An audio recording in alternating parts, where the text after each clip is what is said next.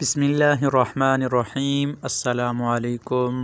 آج آپ لوگوں کے سامنے تمام وظائف میں سے بہترین وظیفہ اور بہت ہی آسان سا کام عمل بتانے جا رہے ہیں، اور وہ عمل یہ ہے کہ آدمی ہر وقت اپنے آپ کو درود شریف پڑھنے میں مشغول رکھے۔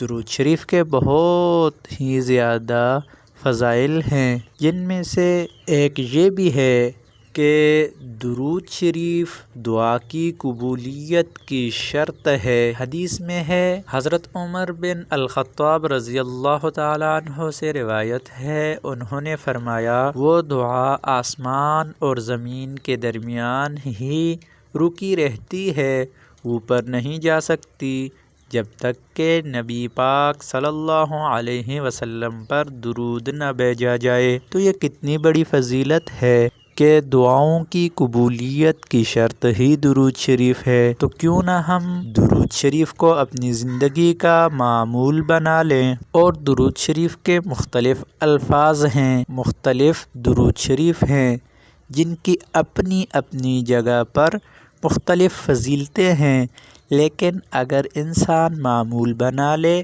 اور جو بھی اس کو آسان لگے اس درود شریف کو وہ پڑھنا شروع کر دے تو اس کے لیے خیر ہی خیر ہے۔ ایک اور حدیث آپ لوگوں کے سامنے بیان کرتے ہیں درود شریف کے فضائل کے بارے میں، پھر اس کے بعد چند آسان درود شریف آپ لوگوں کے سامنے بیان کرتے ہیں۔ درود شریف ویسے تو بہت ہیں، لیکن جو مختصر اور آسان ہیں کہ جن کو انسان ہر وقت پڑھ سکے، وہ آپ لوگوں کے سامنے پھر بیان کرتے ہیں۔ اگر کوئی اپنے مقاصد کے لیے دعاؤں کی جگہ بھی درود پڑھے تو اس کے تمام مسائل غیب سے حل ہوں گے، تو یہ بھی کتنی بڑی فضیلت ہے کہ انسان کے تمام مسائل غیب سے حل ہو جائیں۔ حضرت ابی بن کعب رضی اللہ تعالی عنہ سے روایت ہے کہ میں نے رسول اللہ صلی اللہ علیہ وسلم کی خدمت میں عرض کیا، میں چاہتا ہوں کہ آپ پر درود زیادہ بھیجا کروں، آپ مجھے بتا دیجئے کہ میں اپنی دعا میں سے کتنا حصہ آپ پر درود کے لیے مخصوص کر دوں۔ آپ صلی اللہ علیہ وسلم نے فرمایا، جتنا چاہو۔ میں نے عرض کیا، اس وقت کا چوتھائی حصہ۔ آپ صلی اللہ علیہ وسلم نے فرمایا، جتنا تم چاہو، اور اگر اور زیادہ کر دو گے تو تمہارے لیے بہتر ہی ہوگا۔ میں نے عرض کیا، نصف۔ آپ نے فرمایا، جتنا چاہو کر دو، اور اگر اور زیادہ کرو گے تو تمہارے لیے بہتر ہوگا۔ میں نے عرض کیا، تو پھر اس میں سے 2/3۔ آپ نے فرمایا، جتنا تم چاہو کر دو، اور اگر زیادہ کر دو گے تو تمہارے لیے خیر ہی کا باعث ہوگا۔ میں نے عرض کیا، پھر تو میں اپنی دعا کا سارا ہی وقت آپ پر درود کے لیے مخصوص کرتا ہوں۔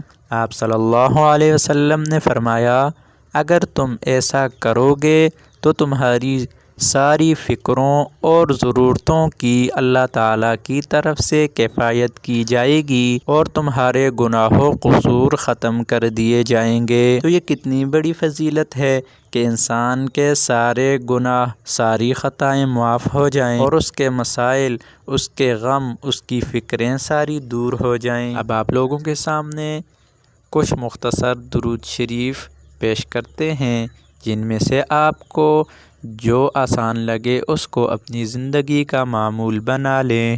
اللہم صل علی محمد النبی الامی وآلہ واصحابہ وسلم۔ اور یہ تو بہت ہی آسان اور مختصر سا درود شریف ہے، صلی اللہ علی النبی الامی۔